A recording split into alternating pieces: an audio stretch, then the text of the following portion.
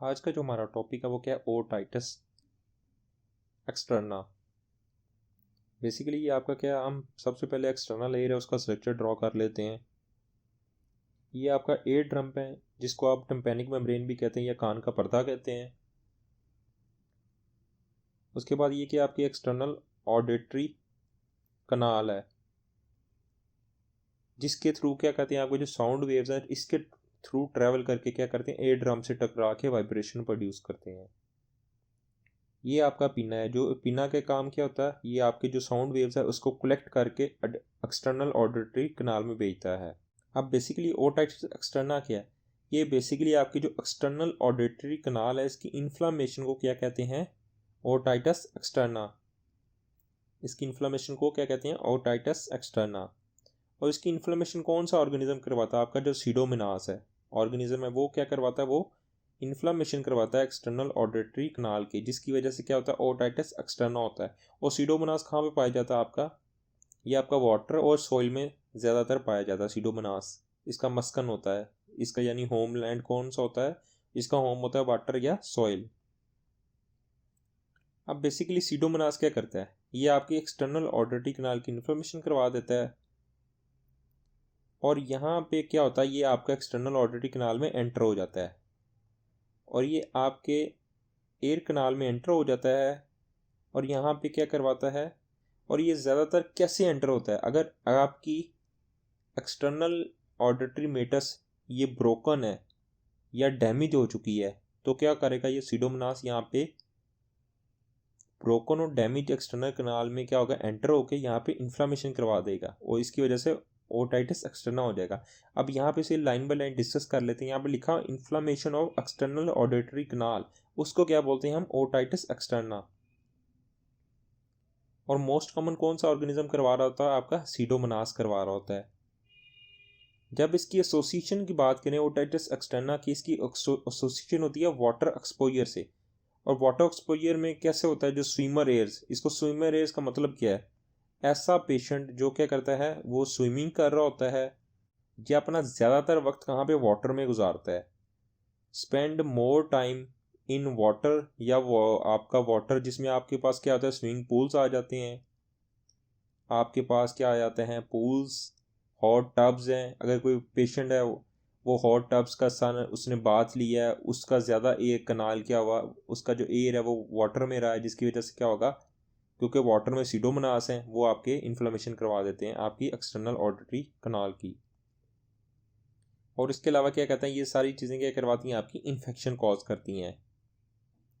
अब एयर कनाल का अगर ट्रॉमा हो गया या एयर कनाल की ब्लॉकेज हो गई है, वो भी ओटाइटिस एक्सटर्ना करवा सकती हैं। कैसे कराएंगे, देखें, एनीथिंग, कोई भी चीज़ है जो क्या करती है, आपके एयर कनाल को इरिटेट करती है, डैमेज करती है, जिसमें आपके अगर आपने कान को अंदर कोई चीज़ से स्क्रैच किया है, या आपने कॉटन स्वैब्स यूज़ किए हैं कान की वैक्स निकालने के लिए, या आपने हेयरिंग एड्स यूज़ की हैं, ये बेसिकली क्या करवाती हैं, ये सारी चीज़ें आपके जो एयर कनाल है इसका ट्रॉमा करवा देती हैं।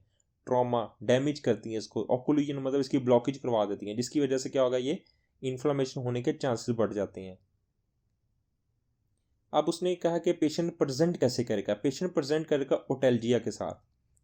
अब आपको पता चाहिए ओटेल्जिया का मतलब क्या होता है, एयर की पेन, एयर पेन को क्या कहते हैं, ओटेल्जिया। और मोस्टली ये कौन, ओटाइटिस एक्सटर्ना में जो एयर पेन कैसी होती है, शार्प होती है, थ्रोबिंग होती है, थ्रोबिंग, ठीक है। और ये क्या कहती है, वर्स कब होगी, जैसे ही अपना आप एयर एयर लोब्स है उसको पुल करेंगे, अगर उसको आप पुल करते हैं जिसकी वजह से आपके जो कान की पेन है बढ़ जाती है, इसका मतलब पेशेंट को क्या है, पेशेंट को ओटाइटिस एक्सटर्ना है। अगर या आप एयर कनाल को क्या करेंगे, एक्सटर्नल एयर कनाल को प्रेस करते हैं जिसकी वजह से पेन बढ़ जाती है कान की, इसका मतलब क्या है, आपको ओटाइटिस एक्सटर्ना है। वर्स वर्स कब होती है ये, जैसे आप एयर लैब को, एयर लोब है उसको क्या करते हैं, टैग्ड यानी उसको खींचते हैं, जिसकी वजह से पेन क्या होती है, वर्स हो जाती है। अब उसने लिखा हुआ है, जब पेशेंट प्रेजेंट करता है ओटेल्जिया के साथ, ओटेल्जिया का मतलब एयर पेन होती है, और ये वर्स कब होगी, जब आप एयर को मैनिपुलेशन करेंगे, यानी एयर को आप अपने कान को खींचेंगे, जिसकी वजह से पेन आपकी बढ़ जाएगी।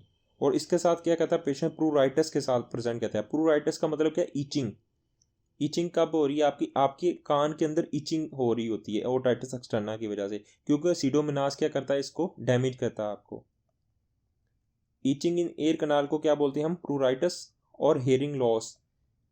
हेयरिंग लॉस, देखें हेयरिंग लॉस में क्या है, बेसिकली आपका जो इन्फ्लामेशन आपके अंदर, आपके कान के अंदर इन्फ्लामेशन हुई है आपकी एक्सटर्नल ऑडिटरी कनाल की, और दूसरी क्या चीज़ आपकी स्वेलिंग।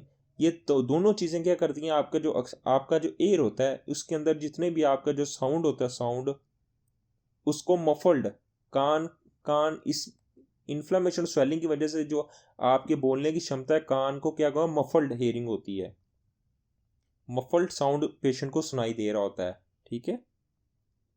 और डिस्चार्ज, इसमें क्या होता है, पेशेंट क्या करता है, डिस्चार्ज, कौन सा डिस्चार्ज होता है इसमें? पस वगैरह का डिस्चार्ज हो रहा होता है, पस या फ्लूइड का डिस्चार्ज हो सकता है, may drain from the ear canal. अब दूसरी इसमें चीज़ है ओटाइटिस एक्सटर्ना की कॉम्प्लिकेशन। इसकी कॉम्प्लिकेशन इसको बोलते हैं मलिग्नेंट ओटाइटिस एक्सटर्ना।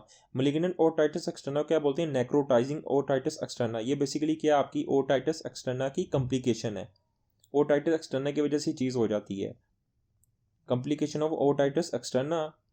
और इसमें बेसिकली जो इन्फेक्शन होता है वो क्या करता है, वो आपके जो ईयर कनाल, आपकी जो एक्सटर्नल ऑडिटरी कनाल है, इसके पीछे जो बोन पड़ी हुई होती है, वो आपका इन्फेक्शन उस बोन तक पहुंच जाता है। इसको बोलते हैं मलिग्नेंट ओटाइटिस एक्सटर्ना। जो आपके बोन पड़ी हुई है बिहाइंड द ईयर कनाल, वहां तक इन्फेक्शन स्प्रेड हो जाता है। और यहाँ पे लिखा हुआ इन्वेसिव इन्फेक्शन, यानी इन्फेक्शन ने क्या किया, अंदर उसके धंस चुका है।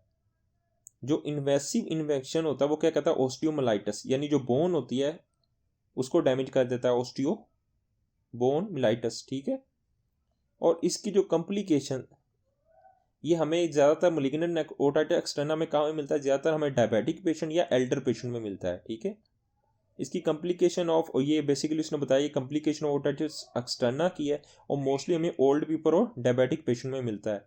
इसमें भी पेशेंट क्या करता है, स्वेयर ओटल्जिया, ओटल्जी का मतलब होता है ear pain, severe ear pain के साथ प्रेजेंट करता है, और साथ ओटोरिया। ओटोरिया का मतलब होता है अगर आपका कोई भी कान के अंदर से डिस्चार्ज, पस वगैरह निकल रही है, उसको बोलते हैं otorrhea. Discharge from the malignant otitis externa, ठीक है। मलिग्नेंट ओटाइटिस एक्सटर्ना की वजह से कान के अंदर डिस्चार्ज आपका बाहर आ रहा होता है, उसको ओटोरिया कहते हैं। और ये मोस्टली डिस्चार्ज में क्या होता है, आपकी पस होती है, और पस के अलावा क्या होती है, आपका फाउल स्मेलिंग होती है। इसकी जो स्मेल होती है फाउल होती है, यानी बुरी स्मेल होती है।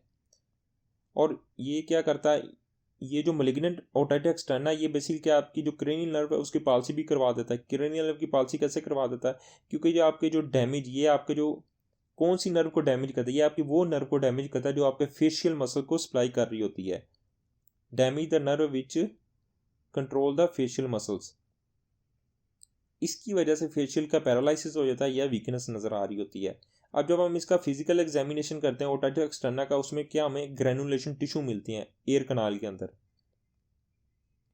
बेसिकली ग्रेनुलेशन टिश्यू बनते कैसे हैं? ये बेसिकली आपके grow grow in response of, ये आप बेसिकली जो इन्फ्लामेशन हो रही होती है उसके रिस्पॉन्स में प्रोड्यूस होते हैं granulation tissue, grow in response to inflammation. और ये किस रंग के होते हैं? पिंक होते हैं, और पिंक के साथ क्या होते हैं, ये फ्लैशी बम्प आपके एयर कनाल के अंदर नजर आ रहे होते हैं, ग्रेनुलेशन टिश्यू, ठीक है। ये था आज का हमारा टॉपिक, ओटाइटिस एक्सटर्ना।